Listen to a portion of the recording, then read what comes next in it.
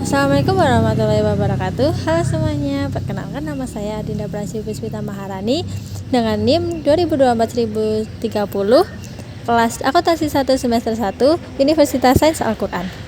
Di sini saya akan menjelaskan tentang sejarah pengembangan ejaan bahasa Indonesia.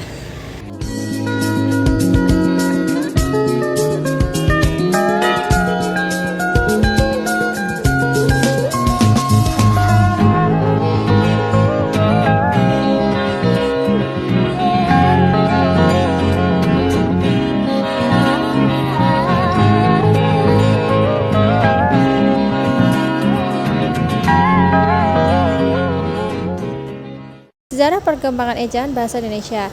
Menurut Kamus Besar Bahasa Indonesia Daring, ejaan adalah kaidah cara menggambarkan bunyi-bunyi, kata, kalimat, dan sebagainya dalam bentuk tulisan atau huruf-huruf serta penggunaan tanda baca. Ada 6 kali pengubahan pedoman ejaan, yaitu sebagai berikut.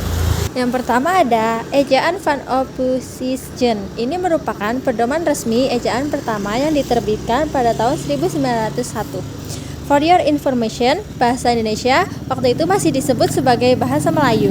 Bisa ditebak dari namanya, ejaan ini disusun oleh orang Belanda bernama Charles A.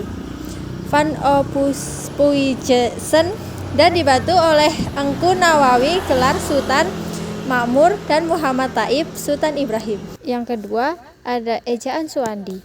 Ejaan ini menggantikan ejaan Van Ophuijsen setelah diresmikan pada tanggal 19 Maret 1947 berdasarkan Surat Keputusan Menteri Pendidikan, Pengajaran, dan Kebudayaan Republik Indonesia.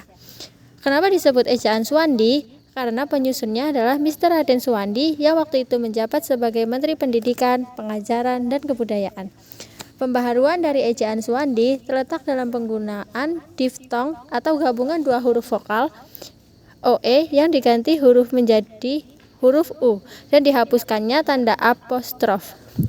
Tanda apostrof ini diganti menjadi huruf K atau tidak dituliskan sama sekali. Contohnya di sini. Yang ketiga ada ejaan pembaharuan.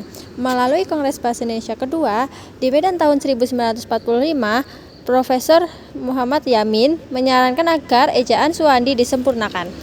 Pembaharuan yang disarankan panitia yang diketuai Prijono dan E. Katopo antara lain membuat standar satu fonem, satu huruf, dan diftong AI, AU, dan OI diajak menjadi AY, AW, dan OY.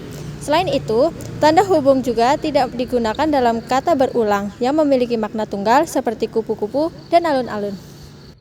Yang keempat, ada ejaan Melindo. Melindo ini akronim dari Melayu Indonesia. Penyusunan ejaan ini disusun pada tahun 1959 atas kerjasama Indonesia dan Persekutuan Tanah Melayu, yang dalam hal ini adalah Malaysia. Perubahan yang diajukan dalam ejaan ini gak jauh berbeda dari ejaan pembaharuan. Ejaan Melindo ini bertujuan untuk menyeragamkan ejaan yang digunakan kedua negara. Secara Indonesia dan Malaysia bahasanya mirip. Tetapi ejaan ini pun gagal diresmikan akibat ketegangan politik antara Indonesia dan Malaysia waktu itu. Yang kelima, ada ejaan LBK atau Lembaga Bahasa dan Kesusastraan. Ejaan ini bisa dibilang adalah lanjutan dari ejaan Melindo. Panitianya masih campuran antara Indonesia dan Malaysia dan dibentuk pada tahun 1967. Isinya tidak jauh berbeda dari ejaan yang disempurnakan atau yang akan dijelaskan selanjutnya. Hanya ada perbedaan di beberapa kaidahnya saja. Adapun huruf vokal dalam ejaan ini terdiri dari I, U, E, A, dan O. Dalam ejaan ini, istilah-istilah asing sudah mulai diserap seperti di bawah ini. Yang keenam, ada ejaan yang disempurnakan atau EYD. Kalian pasti sudah mengenal tentang namanya EYD.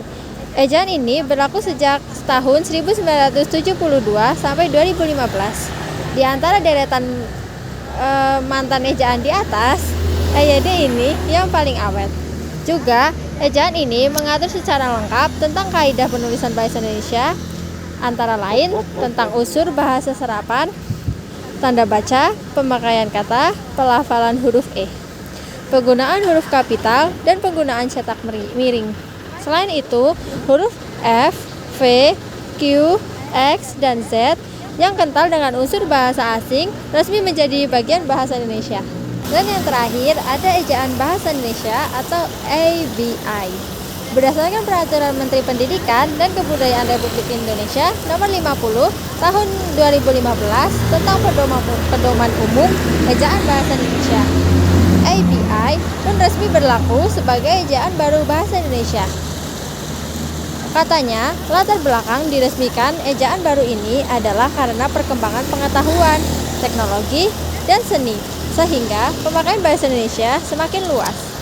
Ejaan ini menyempurnakan EYD terutama dalam hal penambahan diftong, penggunaan huruf kapital, dan huruf tebal. Huruf diftong yang berlaku antara lain AI, AU, EI, OI. Lafal huruf E menjadi 3 jenis, contohnya seperti pada lafal petak, kena, dan militer. Penulisan cetak tebal untuk menegaskan bagian tulisan yang sudah ditulis miring dan bagian-bagian karangan seperti judul, bab, dan subbab. Huruf kapital pada nama julukan seseorang, contohnya Pak Haji Bahrudin. Tanda elipsis digunakan dalam kalimat yang tidak selesai dalam dialog. Selain berkembang dalam ejaan, bahasa Indonesia juga mengalami pembaharuan dalam teknologi. Sekarang, kalian jadi lebih mudah mencari KBBI dan ABI karena sudah dibuat versi daring. Buat yang masih membutuhkan kejelasan hubungan ini, ABI bisa meluncur ke ABI daring. Cukup sekian penjelasan secara singkat dari saya. Kurang lebihnya mohon maaf. Wassalamualaikum warahmatullahi wabarakatuh.